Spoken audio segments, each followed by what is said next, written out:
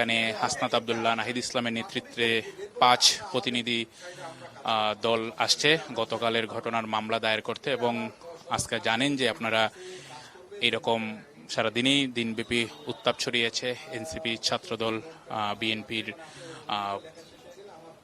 এই সমাবেশকে কেন্দ্র করে। যদিও আসলে হবিগঞ্জের মূল প্রবেশ মুখে ঢুকতে পারেনি জাতীয় নাগরিক পার্টি এনসিপির যারা নেতৃবৃন্দরা রয়েছেন, এই মুহূর্তে তারা থানায় আসছেন এবং এখানে রয়েছেন আমরা দেখছি পুলিশের ঊর্ধ্বতন কর্মকর্তা।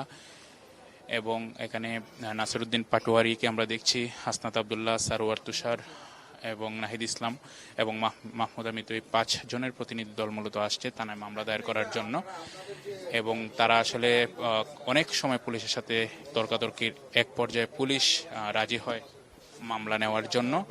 যদিও শুরু থেকেই সংসদ সদস্য হাসনাত আব্দুল্লাহ চাচ্ছিলেন হবিগঞ্জ সদর থানায় মামলাটি হওয়ার জন্য, কিন্তু পুলিশ সেটা কোনোভাবে মানেনি, যার কারণে এখানে একটি ফাঁড়িতে আসছে প্রতিনিধি দল, সেখানে মামলা নেওয়ার প্রস্তুতি চলছে। এবং আপনারা জানেন যে জাতীয় নাগরিক পার্টি এনসিপির সদস্যরা অভিযোগ করে আসছিলেন যে তাদের উপর গতকাল হামলা হয়েছে এবং হামলার তাদের 10 থেকে 20 জনের মতো তাদের যে নেতাকর্মীরা রয়েছেন তারা আহত হয়েছেন, সাংবাদিকও কয়েকজন আহত হয়েছেন। বাংলা কিউআর যেখানে নগদ পেমেন্ট সেখানে সারা দেশে 10 লাখেরও বেশি মার্চেন্টে নগদে পেমেন্ট করুন খুব সহজে। এবং আপনারা জানেন যে যে পদযাত্রা চলছে, এই পদযাত্রা মূলত সারা দেশব্যাপী। মৌলভীবাজারের 2টি উপজেলায় এই পদযাত্রা অনুষ্ঠিত হওয়ার কথা ছিল, কিন্তু গতকালের হামলার পর আসলে এনসিপির যারা নেতৃবৃন্দরা রয়েছেন তারা মৌলভীবাজারের আজকের যে পথসভা সেটা তারা বাতিল করেছিলেন, সাময়িক বাতিল।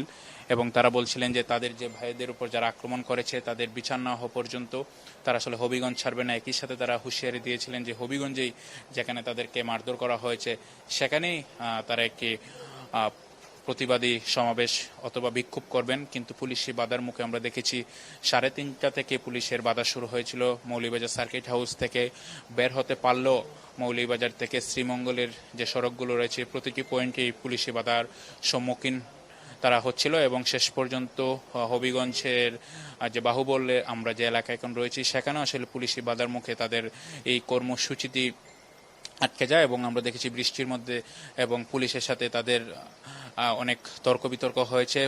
আমরা দেখেছি কমপক্ষে কয়েকশো পুলিশ মোতায়েন করা হয়েছিল এই পুরো এলাকায়। এবং পাশাপাশি আমরা দেখেছি এই ঘটনা সামাল দিতে বর্ডার গার্ড বাংলাদেশ, বিজিবি সদস্যদেরও আমরা টহল দিতে দেখেছি। পাশাপাশি আপনারা জানেন যে র্যাপিড অ্যাকশন ব্যাটালিয়ন র্যাব 9-এর অনেকগুলো আমরা টহল গাড়ি দেখেছি, তারা পুরো শহর চক্কর দিয়েছে। এবং আজকে সকালে হবিগঞ্জ জেলা প্রশাসক ডক্টর সরফরাজ তিনি একটি আদেশের মাধ্যমে 144 ধারা জারি করেছিলেন। এই 144 ধারার পর কিন্তু তারা লিখেছিলেন যে এখানে কেউ আসলে সমাবেশ করতে পারবে না, 5 জনের বেশি লোক সমাগম হতে পারবে না। এর পরপরই কিন্তু আসলে উত্তপ্ত হয়ে ওঠে পরিবেশ। আমরা দেখেছি সকালেই জাতীয় নাগরিক পার্টির আহ্বায়ক জাতীয় নাগরিক পার্টির আহ্বায়ক নাহিদ ইসলাম, মুখ্য সমন্বয়ক হাসনাত আব্দুল্লাহ সহ নাসিরউদ্দিন পাটোয়ারি তারা মৌলভীবাজার এসে পৌঁছান, কিন্তু পুলিশি বাধার মুখে তারা প্রবেশ করতে পারছেন না। এই মুহূর্তে মামলার ড্রাফট যেটা তা লেখা হচ্ছে এবং এটার নেতৃত্ব দিচ্ছেন নাহিদ ইসলাম। আমরা দেখেছি কেন্দ্রীয় নেতা সারোয়ার তুষার এখানে এসে উপস্থিত হয়েছেন।